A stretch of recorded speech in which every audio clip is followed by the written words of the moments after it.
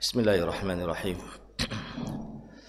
Assalamualaikum warahmatullahi wabarakatuh.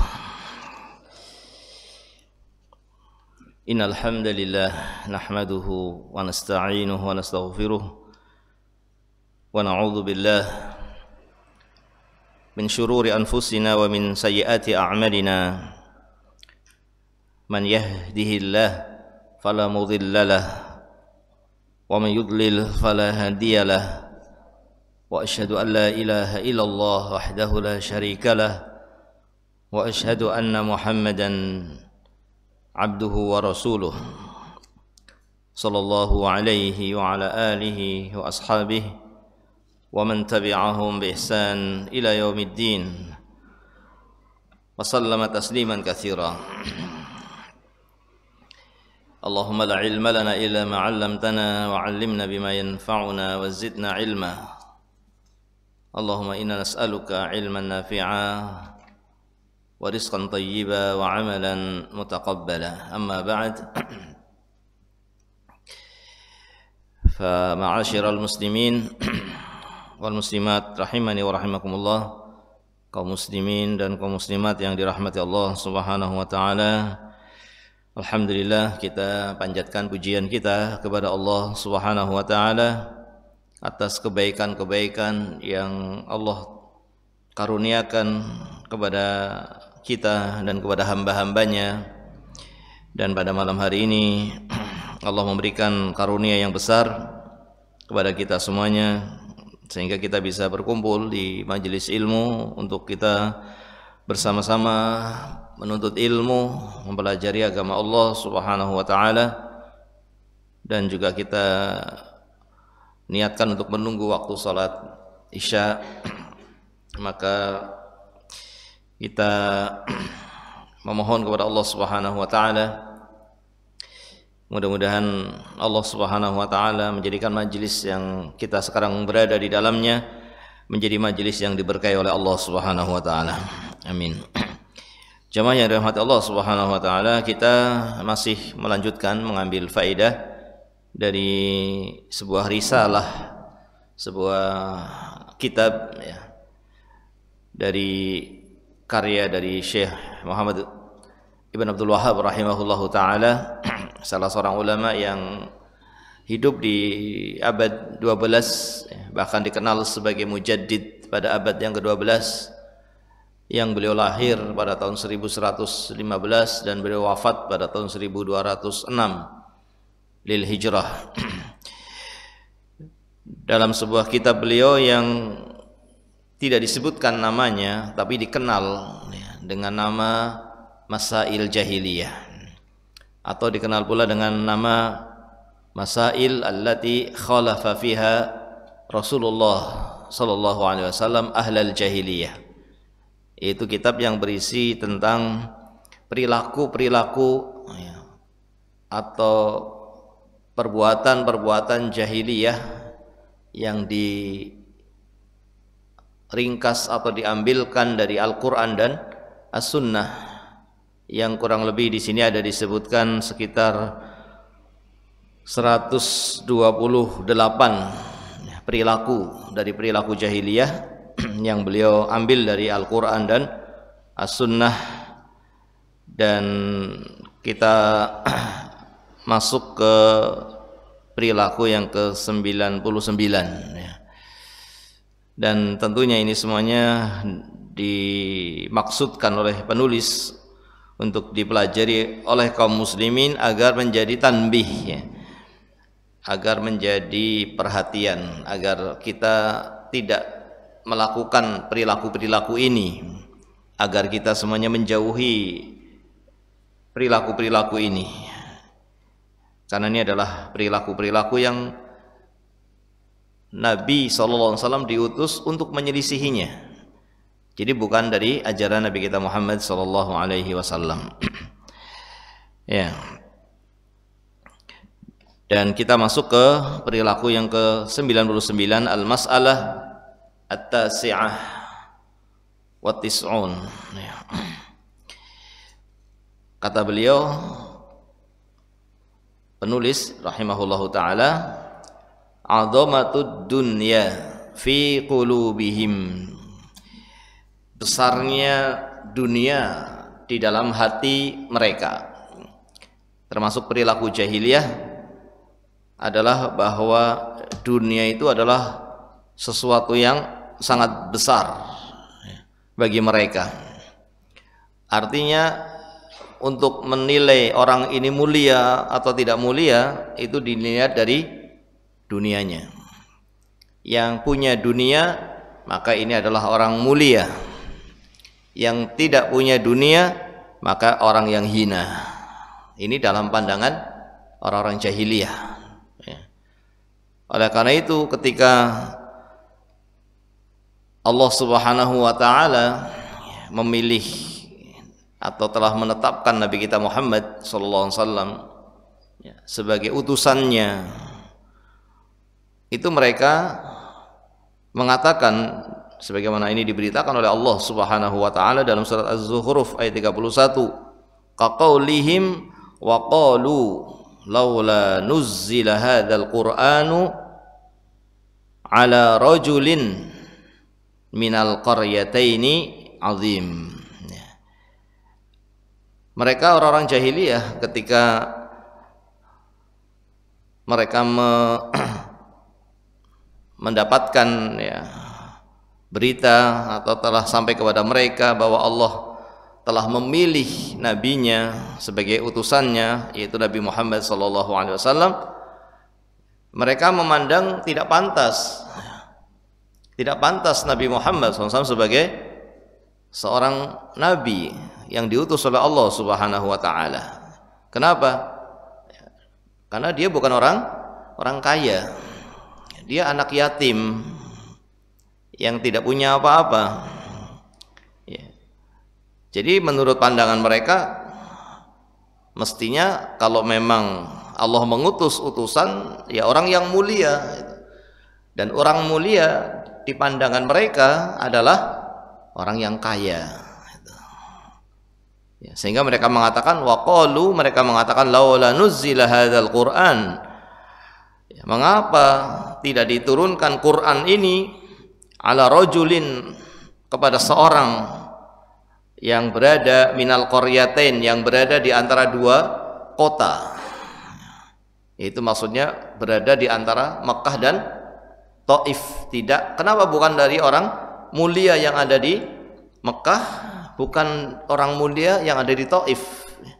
Kenapa Allah tidak turunkan Al-Quran kepada rajulin minal qaryataini azim, kepada seorang laki-laki yang mulia yang ada di dua kota atau di salah satu dari dua kota, yaitu kota Mekah dan kota Taif.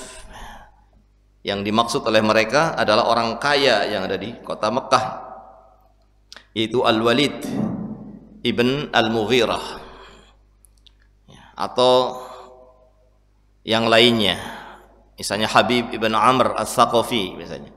Ini orang-orang yang terkenal sebagai orang-orang yang kaya, atau yang ada di Taif misalnya. Kenapa bukan kepada orang kaya yang ada di Taif, yaitu Urwah ibn Mas'ud. Kalau seandainya Al-Quran kalau Al-Quran ini diturunkan kepada mereka, orang-orang yang kaya yang ada di Mekah atau orang yang kaya yang ada di Taif, tentu itu lebih tepat, tentu itu lebih sesuai dan bisa kita terima, lebih pantas untuk mereka mendapatkannya. Adapun diturunkan kepada orang yang miskin, orang yang yatim, menurut mereka ini sesuatu yang apa? Yang tidak pantas. Menurut mereka ini sesuatu yang tidak pantas. Makanya kemudian Allah Subhanahu wa taala menurunkan firman-Nya, menegur mereka, menjawab atas anggapan mereka. Allah menurunkan dalam surat Az-Zukhruf ayat yang berikutnya, yaitu ahum yaksimuna rahmatar rabbik. Apakah mereka orang-orang kafir Quraisy itu adalah orang-orang yang berhak untuk apa? Turut campur ya dalam apa yang Allah kehendaki, yang Allah tetapkan. Apakah mereka adalah orang-orang yang ingin membagi rahmat Allah sesuai dengan kehendak mereka gitu. Nah, ya. Dan mereka merasa tidak apa? Mereka memandang bahwa Allah telah salah gitu, telah salah dalam menurunkan risalahnya, dalam memilih nabinya. Nah, padahal Allah tentunya lebih tahu. Allahu a'lam haitsu yaj'alu risalatah. Di dalam surat Al-An'am ayat 124 Allah menyatakan Allah yang lebih tahu siapa yang pantas untuk mendapatkan risalah, yang mendapatkan wahyu, mendapatkan kenabian atau diangkat sebagai utusannya. Allah yang lebih tahu. Ini pandangan orang-orang jahiliyah bahwa dunia itu adalah menjadi ukuran mulia atau tidaknya seseorang. Maka datanglah Islam, datanglah ajaran Nabi kita Muhammad SAW yang menjelaskan bahwa kemuliaan itu bukan pada dunia. Nabi SAW mengatakan, Innallaha la yanzuru ila suwarikum. Ya, sesungguhnya Allah tidak melihat pada fisik kalian. Wa innama yanzuru ila qulubikum wa amalikum. Allah menilai pada hati kalian. Allah menilai pada amal kalian, bukan pada fisiknya, bukan pada dunianya. Ya. Bahkan Nabi kita Muhammad SAW mengajarkan doa kepada umatnya, yaitu apa? Allahumma la taj'alid dunya akbara hammina. Ya Allah, janganlah engkau jadikan dunia itu sebagai tujuan utama dalam hidupku. Janganlah engkau jadikan dunia itu sebagai tujuan utama dalam hidupku. Wala mablagha ilmina, dan juga janganlah engkau jadikan dunia itu sebagai ilmu yang aku inginkan, ilmu yang paling tinggi yang aku inginkan. Ini doa. Ini bukan berarti kita tidak boleh mencari dunia atau tidak boleh kita menggunakan dunia, memanfaatkan dunia, tidak. Tetapi jangan dijadikan sebagai tujuan utama. Jangan kemudian melalaikan dari yang lebih apa? Yang lebih besar, yang lebih baik dan lebih lama, bahkan selamanya. Kalau dunia kan cuma sebentar. Berapa tahun kira-kira? 60, 70 itu sudah rata-rata umat ini. Ya, mungkin jamaah kalau ditanya pengen umurnya berapa, mungkin 70 juga sudah merasa susah, nanti sudah repot. 80 tahun sudah mulai repot. Ya, ini dunia itu sangat sebentar gitu. Dunia itu sangat sebentar dan dunia sangat sedikit.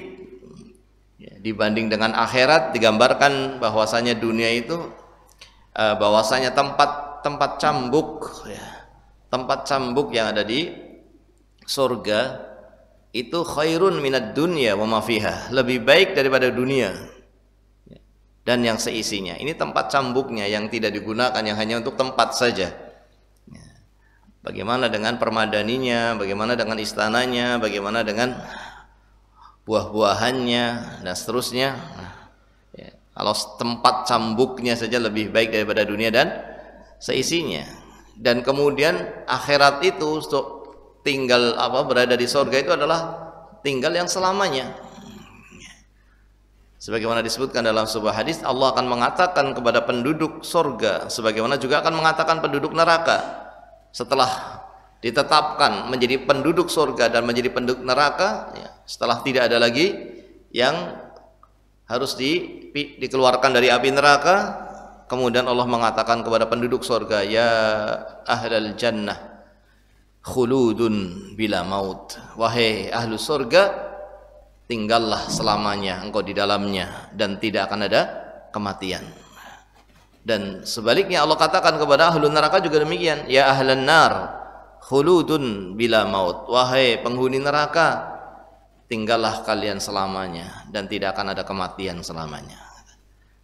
Lalu bagaimana kemudian kehidupan yang sebentar ini, yang sesaat ini lebih didahulukan daripada akhirat gitu. Ya, maka ini harusnya kita fahami dengan benar dan harus kita selalu ingat-ingat, selalu kita perhatikan dalam kehidupan kita bahwa cita-cita kita bukan dunia gitu.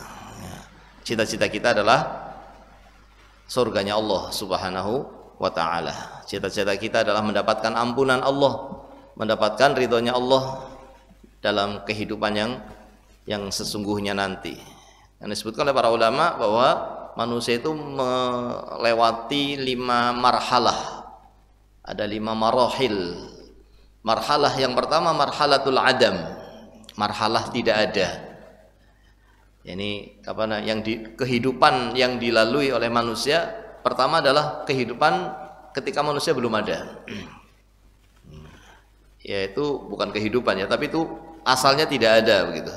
Asalnya manusia tidak ada. Kemudian setelah itu ada. Nah, ini marhalah ada. Yang pertama, tingkatan ada atau kehidupan yang pertama setelah tidak ada adalah kehidupan di rahim ibu. Kehidupan di rahim ibu. Kemudian setelah itu baru marhalatud dunya. Setelah itu kehidupan di dunia yang sekarang kita sedang berada ini. Nanti masih ada marhalah berikutnya, yaitu marhalah al-barzakh.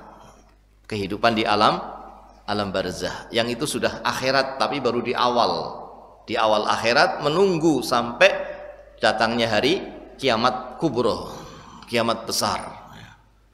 Yang kemudian semuanya berpindah ke akhirat, barulah kemudian marhalah yang kelima, yaitu marhalah akhirat. Dan kita tahu bahwa kematian itu sesuatu yang datang sewaktu-waktu yang tidak kita ketahui kapan datangnya. Jadi sebetulnya kita itu dalam bahaya. Ya, kita itu sedang dalam bahaya. Kenapa? Karena kalau kematian datang, ya sudah, kita akan hilang kesempatan untuk memperbaiki diri, hilang kesempatan untuk beramal, dan kita akan mendapati hari pembalasan. Hari pembalasan yang kita tidak bisa berbuat apa-apa, ya, tidak bisa melari dari balasan yang telah ditetapkan oleh Allah Subhanahu wa ta'ala. Berbeda dengan di dunia. Di dunia kita masih bisa berusaha supaya tidak sakit, berusaha supaya tidak terkena ini, berusaha supaya tidak terkena musibah. Tapi di alam setelah kematian itu alam pembalasan yang kita tidak bisa lari dari balasan Allah Subhanahu wa ta'ala. Sementara kematian itu adalah sesuatu yang tidak kita ketahui kapan datangnya. Ya, ada orang yang duduk terus tidak bisa berdiri lagi, meninggal dunia. Ada orang yang keluar dari rumah terus tidak bisa pulang kembali ke rumah. Bahkan ada orang yang lagi tidur akhirnya berpindah ke tempat tidur untuk dimandikan. Ya, ini sesuatu yang bisa datang sewaktu-waktu. Sehingga sebetulnya kita dalam bahaya. Oleh karena itu, ketika kita menyadari bahwa kita dalam bahaya, maka hendaknya kita segera kembali kepada Allah, segera kita bertaubat. Apa yang kita ketahui dari dosa-dosa kita, kesalahan-kesalahan kita bertobat kepada Allah, sehingga saat datang ajal kepada kita dalam keadaan sudah mendapatkan ampunan dari Allah Subhanahu wa ta'ala. Ya, ini yang diajarkan oleh Nabi kita Muhammad sallallahu alaihi wasallam, bahwa dunia itu bukan untuk menilai orang itu mulia atau tidak mulia, tetapi Allah akan melihat pada niat-niat kita, dan Allah akan melihat pada amalan-amalan kita, sehingga kita harusnya selalu berniat yang baik.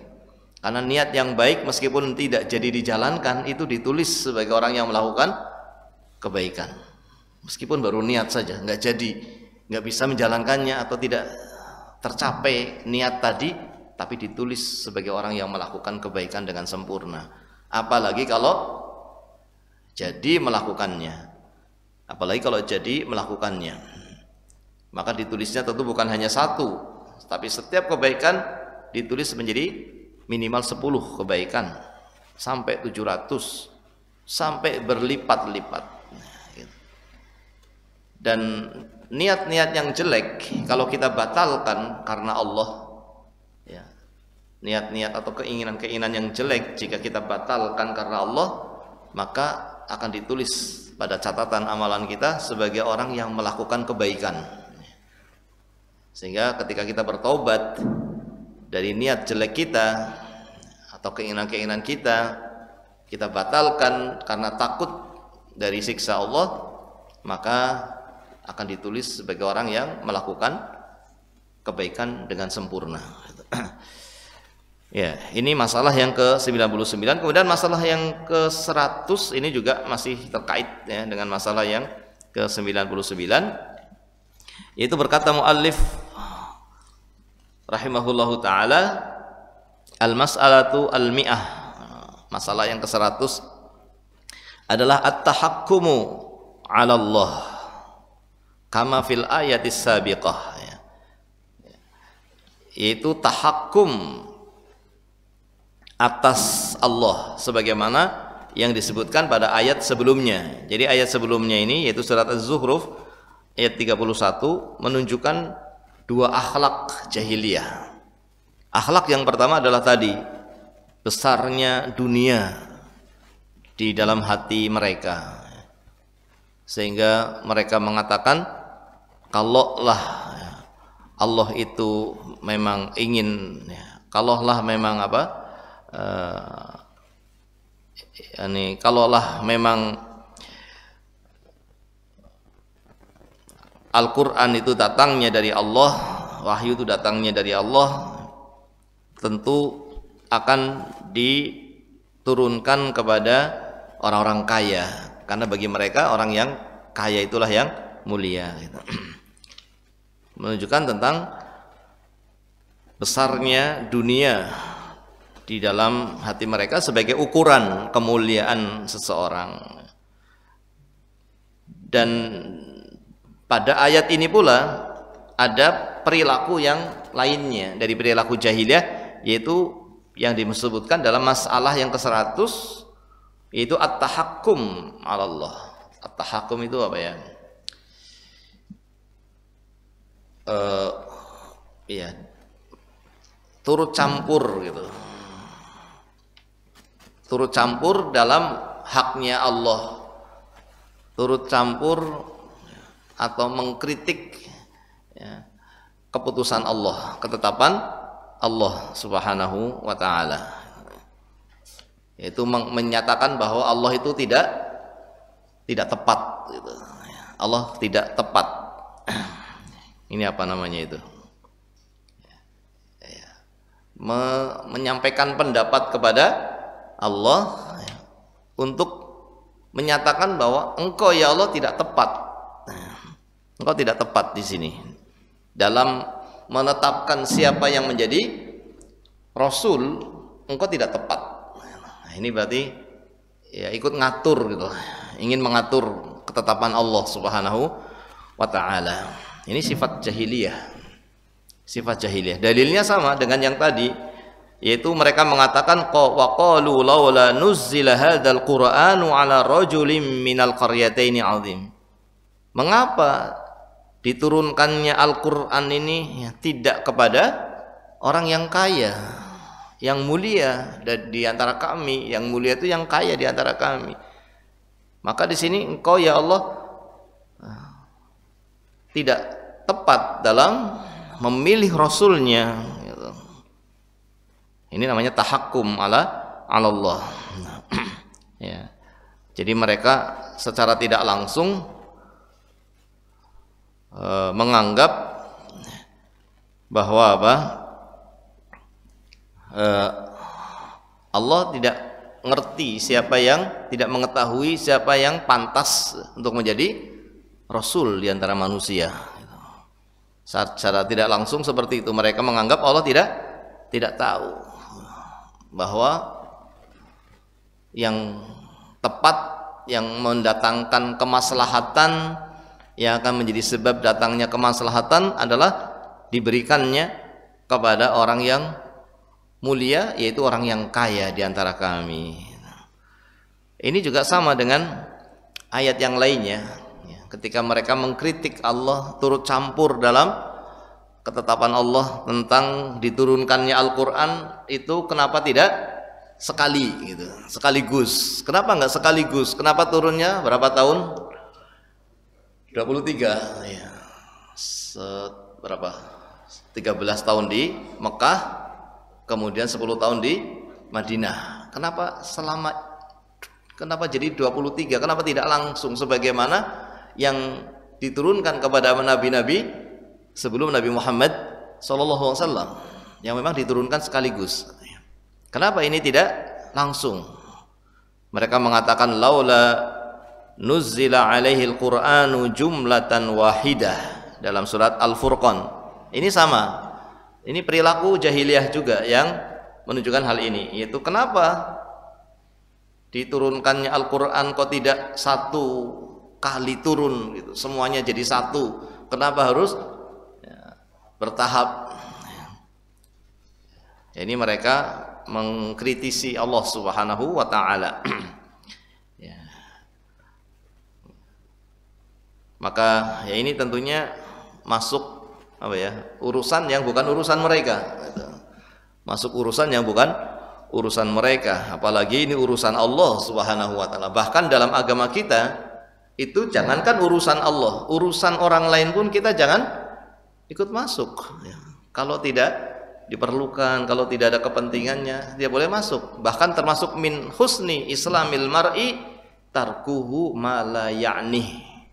Termasuk baiknya Islam seseorang itu tidak masuk ke dalam urusan yang dia tidak ada kaitannya, yang dia tidak ada kemaslahatannya di situ. Sehingga kalau dalam agama kita, kalau kita dimintai saran misalnya, tapi kita tidak tahu, ya kita harus menahan diri untuk menyampaikan sesuatu karena kita tidak tahu. Karena kalau kita menyampaikan sesuatu yang kita tidak tahu, ini pun kalau diminta, itu pun kita tidak menyampaikan kalau kita tidak tahu. Ini kalau diminta, bagaimana tidak diminta, kemudian tiba-tiba kita kasih masukan yang kita tidak tahu misalnya, yang kita tidak tahu, artinya kita nggak punya ilmu tentang itu, kemudian kita ikut ngomong, ikut bicara. Seandainya kita diminta, itu pun kita menahan diri karena kita nggak ngerti. Karena kalau masih diem belum bicara itu masih aman, tapi kalau sudah bicara itu ada kemungkinan bermanfaat, ada kemungkinan berbahaya. Oleh karena itu Nabi kita Muhammad SAW bersabda, "Man kana yu'minu billahi wal yawmil akhir falyaqul khairan aw liyasmut." Barang siapa yang beriman kepada Allah dan hari akhir, berkatalah yang baik atau diam. Dikatakan oleh Imam Syafi'i rahimahullah, artinya apa? Artinya orang itu berpikir sebelum berbicara, berpikir. Karena kalau dia masih diam itu masih aman. Tapi kalau sudah bicara, nah ini bisa jadi mendatangkan kemaslahatan atau sebaliknya malah mendatangkan kemadharatan. Ya, maka kalau belum yakin mendatangkan kemaslahatan, maka tentunya diam itu lebih baik. Ataupun masih ragu-ragu, ini maslahat enggak? Ini bermaslahat apa tidak? Masih ragu-ragu, maka diam pun masih lebih baik. Tentunya bukan berarti kita terus selalu diam, tidak. Cuma memikirkan mana yang mau kita ucapkan, bagaimana kita mengucapkannya, ya. Dan kapan waktu yang tepat untuk mengucapkannya, ini menjadi hal yang diajarkan dalam agama kita. Sehingga kita tidak menjadi sebab terjadinya kejelekan. Ya. Menjadi sebab membuka pintu kejelekan, bukannya menyelesaikan malah memperluas masalah. Bisa jadi masalahnya jadi kemana-mana, malah semakin sulit diselesaikan. Ini kalau sesama manusia. Lah ini orang-orang kafir Quraisy turut campur yang terkait dengan Allah Subhanahu wa taala. Mengkritik Allah, kenapa Allah menurunkan Quran itu tidak sekaligus? Ini kesalahan ya Allah, gitu kan, seakan gitu. Engkau telah melakukan hal yang tidak pas, tidak tepat. Ya. Padahal Allah menurunkan itu tentu dengan hikmah. Ya. Tentu Allah menurunkannya dengan hikmah. Dan Allah sebutkan hikmah itu. Allah sebutkan dalam ayat berikutnya, dalam surat Al-Furqan ayat 33, atau kelanjutan dari ayat ini yang ke-32 dan ke-33. Allah menyatakan kadzalika linusabbita bihi fuadak. Yang demikian itu untuk mengokohkan ya, hatimu. Warattalnahu tartila. Ya, ini maksudnya supaya semakin apa? Kokoh. Ketika turun ayat tambah kekokohan, tambah kuat ya. Tambah kokoh lagi, turun lagi, tambah mengokohkan lagi, turun lagi, mengokohkan lagi. Nah, tentu ini yang lebih apa? Lebih menunjukkan kemaslahatan, ya, lebih menunjukkan kemaslahatan sehingga menjadi seseorang yang terus berada dalam mendapatkan rahmat Allah yang terus menerus, mendapatkan rahmat Allah Subhanahu wa taala yang terus menerus. Dan ini tentu lebih mudah ya, ini lebih mudah karena sedikit difahami diamalkan, sedikit difahami lagi diamalkan, sedikit difahami lagi diamalkan ya. Dan begitulah yang dilakukan oleh para salaf dahulu ya. Mereka mempelajari Al-Qur'an itu sedikit demi sedikit, kemudian diamalkan, dihafalkan ya, sehingga sampai dikatakan dalam sebuah riwayat itu, di antara kami para sahabat dahulu kalau sudah hafal Al-Baqarah, hafal Ali Imran, itu orang yang luar biasa. Kenapa? Karena kalau sudah hafal Al-Baqarah, Ali Imran itu tentu bukan hanya hafal, tapi sudah mengamalkan gitu. Sudah mengamalkan, sehingga yang hafal Al-Baqarah, Ali Imran itu sosok yang sangat mulia ya. Karena yang menjadi sifat para sahabat dahulu adalah senantiasa mengamalkan apa yang datang dari Allah Subhanahu wa taala. Ya. Maka di dalam surat ini yang kita baca tadi juga demikian. Ketika mereka mengatakan kenapa Al-Qur'an tidak diturunkan kepada orang yang kaya, yang mulia di antara kami yang kaya, ini sifat jahiliyah yang ya ikut turut campur dengan keputusan Allah, dengan apa yang telah Allah tetapkan ya.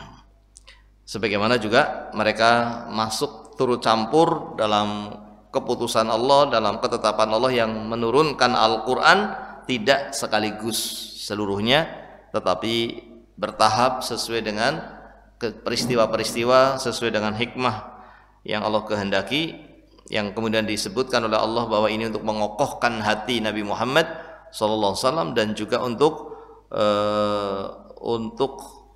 mempermudah ya, dalam menjalankannya, untuk menjadi hal yang tidak berat, menjadi hal yang mudah gitu. Karena sebetulnya Allah tidak menginginkan hal yang berat. Allah tidak menginginkan kita itu menjadi orang yang mendapatkan beban yang berat, tidak. Bahkan Allah itu memerintahkan kita dengan perintah-perintahnya itu untuk mendapatkan kebahagiaan, untuk mendapatkan kebahagiaan. Jadi ibadah itu sebetulnya bukan takalif gitu ya. Al-ibadah laisat takalif. Ibadah itu bukan beban, itu semestinya begitu. Tapi ibadah itu adalah sesuatu yang kita butuhkan untuk kita jadi bahagia. Itu semestinya seperti itu. Makanya kalau kita lihat bagaimana para sahabat Ya, apalagi Nabi kita Muhammad sallallahu alaihi wasallam itu ketika menyuruh azan Bilal untuk azan, beliau mengatakan, ya Bilal, arihna bis shalah. Wahai Bilal, mari kita istirahat dengan salat. Jadi kan salat bukan beban, tapi justru dengan salat itu kita bahagia. Itu yang diinginkan oleh Allah Subhanahu wa taala, dan itu yang sudah dirasakan oleh para sahabat, oleh Nabi kita Muhammad SAW sebelumnya tentunya, kemudian oleh para salaf. Sehingga kita mendapatkan memang mereka orang-orang yang ibadahnya luar biasa, karena mereka sudah merasakan lezatnya ibadah, sudah mengetahui apa yang sudah mendapatkan maksud daripada ibadah yang itu sesungguhnya yang diinginkan oleh Allah Subhanahu wa taala. Nah, dan bahkan mereka mengatakan sesungguhnya di dunia ini ada jannah, ada surga, yang jika seseorang belum masuk ke dalamnya, maka dikhawatirkan tidak akan masuk dengan jannah yang ada di akhirat. Maksudnya adalah apa? Kebahagiaan dalam beribadah. Kebahagiaan dalam beribadah, ketentraman dalam beribadah. Jadi ibadah itu sesuatu yang menyenangkan, sesuatu yang membuat kita tentram, membuat kita menjadi orang yang senang, tentram, bahagia dengan ibadah itu. Ya, yang kalau kita belum mencapai tingkatan itu, ya dikhawatirkan tidak akan mendapatkannya nanti di akhirat. Maka ya, kita berusaha untuk memahami yang demikian ini. Jadi apa yang diperintahkan oleh Allah Subhanahu wa taala, hendaknya kita berusaha untuk menjalankannya dan memohon kepada Allah agar diberi kemudahan. Ketika kita sudah mendapatkan pertolongan dari Allah menjadi hal yang mudah dan kita menjalankannya dengan benar, dengan sungguh-sungguh, maka jadilah itu sesuatu yang menyenangkan, sesuatu yang kita itu menunggu-nunggu. Waktu sholat pun kita tunggu, rindu untuk menghadap Allah, rindu untuk segera ke masjid lagi, rindu dan seterusnya untuk mendekatkan diri kepada Allah, dan tidak sebaliknya terhalang dengan urusan-urusan dunia yang kemudian melalaikan dari mendekatkan diri kepada Allah Subhanahu wa taala. Sehingga ini butuh mujahadah, butuh mujahadah agar datang pertolongan Allah Subhanahu wa taala. Sehingga tidak sebagaimana yang dilakukan oleh orang-orang musyrikin yang mereka tidak faham, tapi merasa lebih ngerti dari Allah. Padahal maksud diturunkannya Al-Quran secara bertahap itu untuk kemudahan, karena Allah menginginkan kemudahan. Allah menginginkan kita menjalankannya dengan senang, dengan tentram, dan kita bisa memetik buah ketentraman, kesenangan dalam beribadah kepada Allah Subhanahu wa taala. Jadi nggak jadi berat lagi, karena itulah yang diinginkan oleh Allah, tidak menjadikan beban. Ibadah ini tidak menjadikan beban. Wa innaha lakabiratun illa 'alal khashi'in. Sesungguhnya salat itu sesuatu yang berat kecuali bagi orang yang khusyuk. Orang yang khusyuk, orang yang beriman, yang bersungguh-sungguh dalam salatnya dengan benar, itu ringan karena diberi kemudahan oleh Allah Subhanahu wa taala. Tapi bagi orang munafik itu menjadi beban yang sangat berat. Sehingga ketika ke masjid pun mereka berangkatnya dengan apa?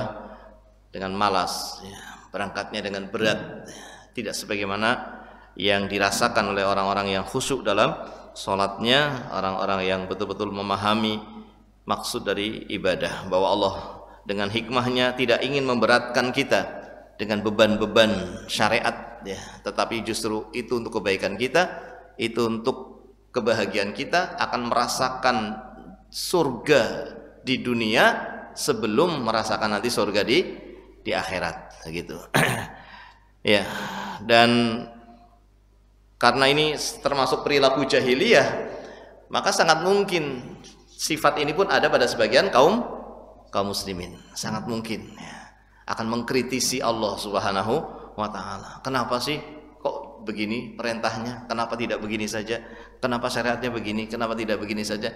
Ini sangat mungkin. Maka hendaknya kita menjauhi ya dari hal-hal tersebut. Ya, kewajiban kita adalah mempelajari agama Allah, menerimanya dan menjalankannya. Sudah itu cukup. Allah menurunkan risalah, Nabi kita Muhammad SAW yang menyampaikan risalah, dan kewajiban kita tidak lain adalah mempelajari dan menerima risalah yang diturunkan oleh Allah Subhanahu wa taala. Wallahu taala a'lam bissawab. Sudah masuk waktu Isya. Subhanakallahumma wa bihamdika asyhadu an la ilaha illa anta astaghfiruka wa atubu ilaik. Assalamualaikum warahmatullahi wabarakatuh.